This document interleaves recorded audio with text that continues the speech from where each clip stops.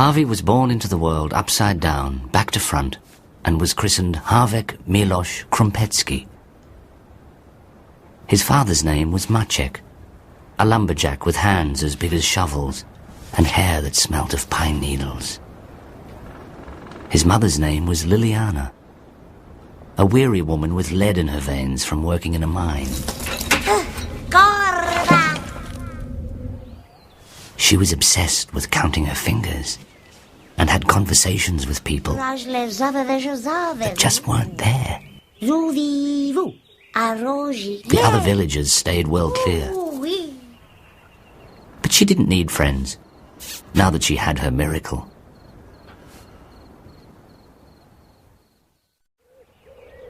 Harvie grew strong and healthy. He had his father's ears and his mother's open heart. But soon, his parents began to notice peculiarities.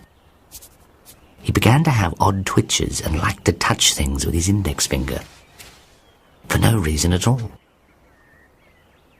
When he met someone, he had to touch them on the nose.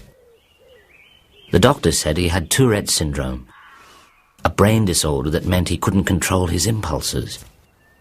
It was like trying to control a sneeze. There was no cure or explanation. At school, Harvie was called a thick. His friend was Bogusz. Bogusz stuttered and had problems with his mucus. The other kids threw stones, and together they were tricked, teased, and tortured. Until Liliana pulled Harvie from school and decided to educate him herself. Although she was illiterate, she knew about facts and filled his brain with all sorts of stuff. An ostrich's eye is bigger than its brain. Butterflies smell with their feet. And elephants can't jump, no matter how hard they try. Every day he wrote more and more facts in a notebook he carried everywhere.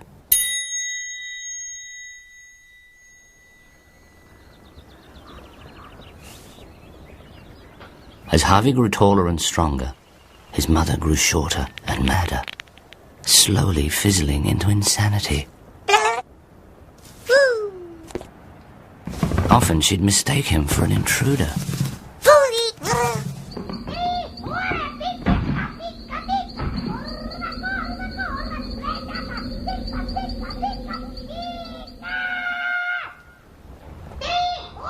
Harvie followed in his father's footsteps.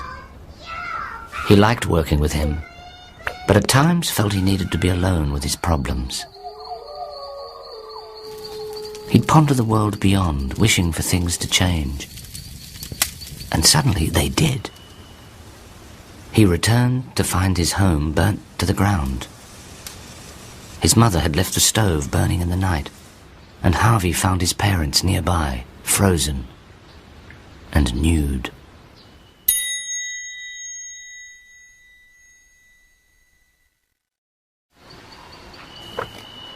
But there was more to come. The Germans invaded.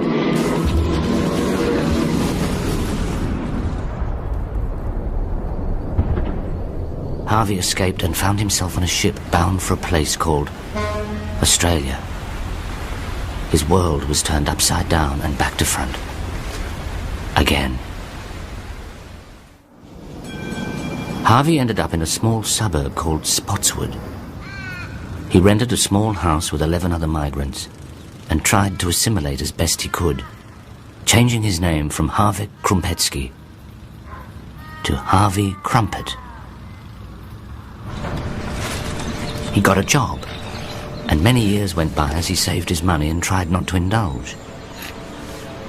Life didn't change much, but his body did. His hair fell out and regrew on his shoulders. In the evenings, he'd learn English off an old television he'd found amongst the rubbish. He put little curtains on it and found it a mesmerizing source of facts. The first thing he ever watched was a Busby Berkeley film. He fell in love with all the bosoms and smiles. It was so different to the Spotswood dump. At work, he tried to make friends, But for Harvie, it wasn't easy.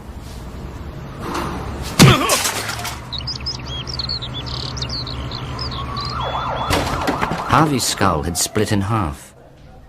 The doctors inserted a steel plate between his scalp and skull and laced it up with 19 stitches. He was left with a scar that looked like he'd had a lobotomy. Harvie wished he had more hair. He left the dump and tried new jobs.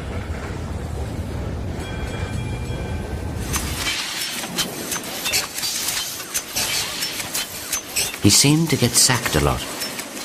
He didn't know why. But he was always discovering more facts. Rubber bands last longer if refrigerated. The Bible was written by the same people who thought the earth was flat. And time does not heal all wounds. One time, Harvie got a job collecting golf balls. This is where he got struck by lightning.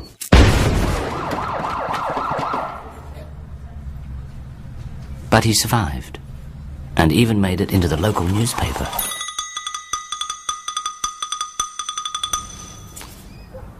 Harvie began to wonder how he'd survived so much bad luck. Maybe he was like a cat and had 9 lives. He thought he had about 4 left.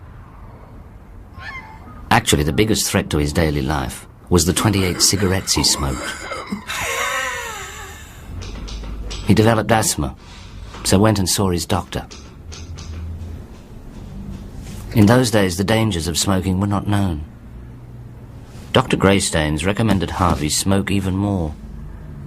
Smoke is soothing for the lungs, she'd say, just like steam in a sauna. His asthma worsened, and for every 10 cigarettes, he had to have a puff from his asthma pump. Years later, his doctor died from emphysema, just as the dangers of smoking were finally revealed.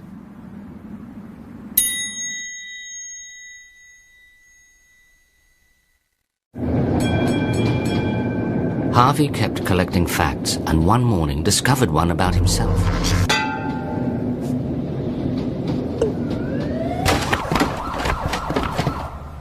His steel plate had become magnetized from the lightning strike.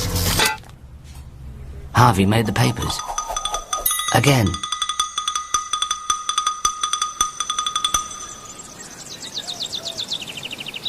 Harvie's optimism began to crumble.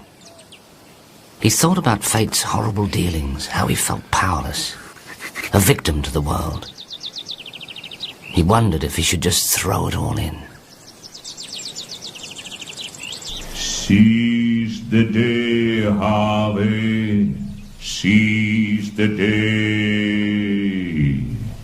Carpe diem. These simple, profound words struck a chord. Harvie decided to turn his world upside down and back to front.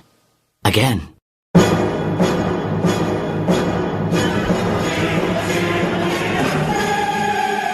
He stopped believing in fate and did exactly what the statue said. He felt free and alive and joined a nudist group. He became a vegetarian and joined an animal liberationist society, liberating chickens and their eggs. Harvie didn't just seize the day, he was strangling it.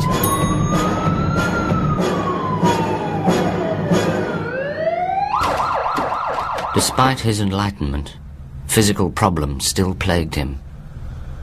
One of his testicles developed cancer and had to be removed.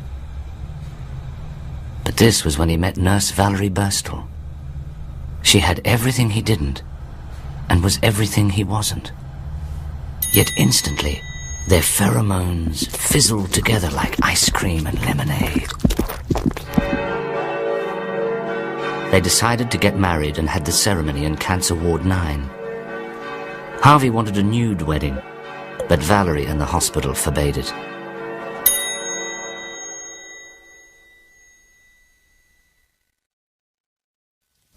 Harvie had lost a testicle, but gained a wife. He moved into Val's small apartment with her 2 cats and parrot, Brian. Brian had a parasitic disease which made his feathers drop out. Valerie was constantly knitting little jumpers to keep him warm. For some reason, the pets resented Harvie.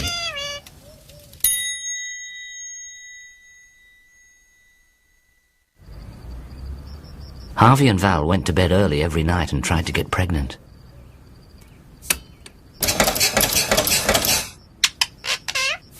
But there was not enough sperm in Harvie's lonely testicle, and he was declared sterile. They decided to adopt and came across a little thalidomide girl. They related to her immediately, took her home, and named her Ruby after Val's mother. So little limbless Ruby, big bold Val, and magnetic Harvie became a family.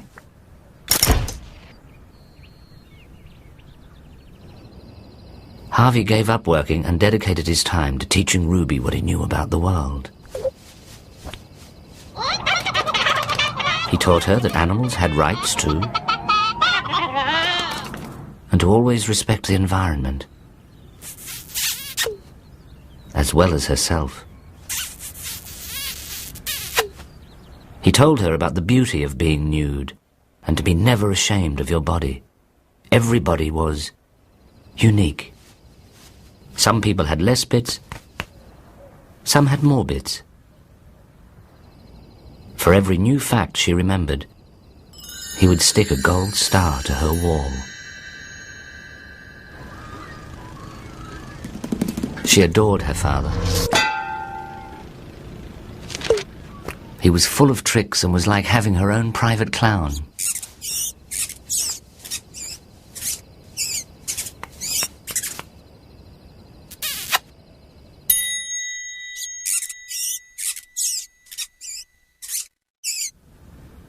At school, Ruby excelled. She went into university and came out a lawyer. Then moved to America and started her own practice, championing the rights of the disabled. Harvie and Val were extremely proud.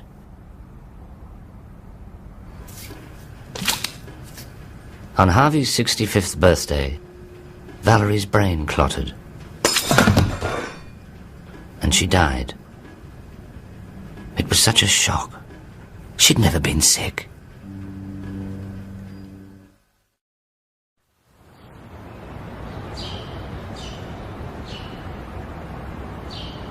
Harvie was all alone again.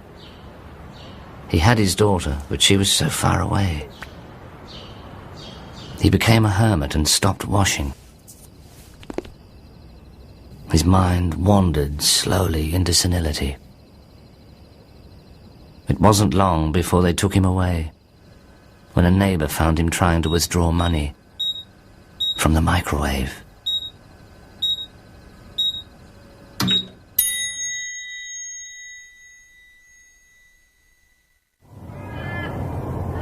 So began the last phase of Harvie's life, at Pleasant Paddocks. He shared a room with a man called Hamish McGrumble. Hamish looked like something off a tin of shortbread and had nostril hair that looked like he was housing a family of spiders. He was 94 years old and had given up the will to die. He also had Alzheimer's and had recently burnt his ear trying to answer the iron. Harvie and Hamish pretended to dislike each other. Harvie often stole Hamish's teeth, returned them, and then showed him where they'd been.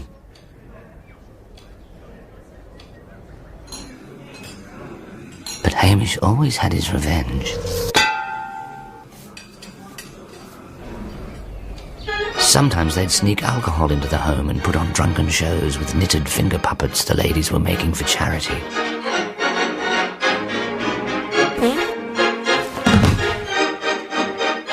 Everyone was thoroughly entertained, but were less than impressed when they found Harvie the next morning in the corridor. From then on, Harvie was to remain clothed at all times.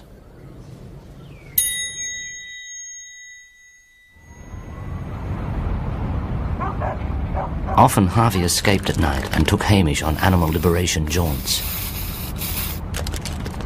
They'd spray slogans on shop windows, and on their way home paint over teenagers' graffiti with their own sayings.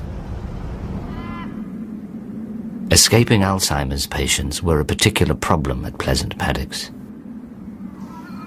The staff would find them at bus stops waiting to go and see relatives, long dead. To solve this, they put an old bus stop in the home's garden, where the Alzheimers could sit for hours, waiting for a bus that would never come.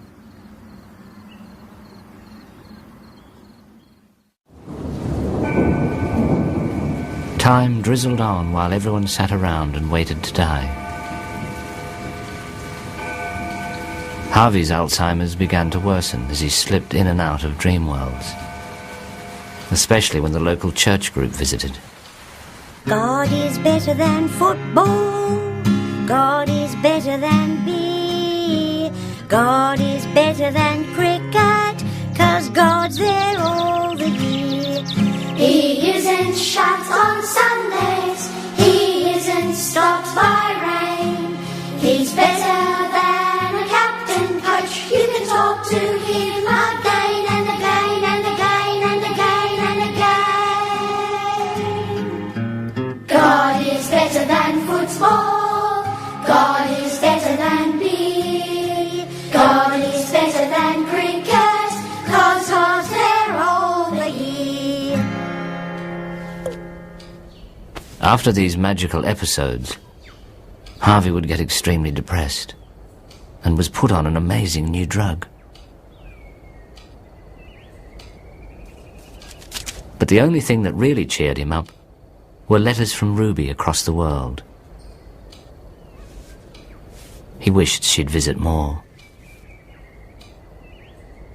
Harvie's mind grew darker, and the fire in his belly began to fizzle. One night, he decided to end things.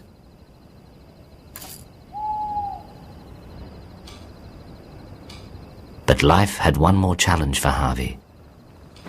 On the way back to his room, he came across a woman he'd never met. Her name was Wilma. She had a cancerous goiter and was embarrassed to leave her room during the day.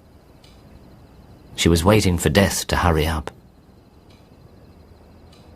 They sat and spoke long into the night.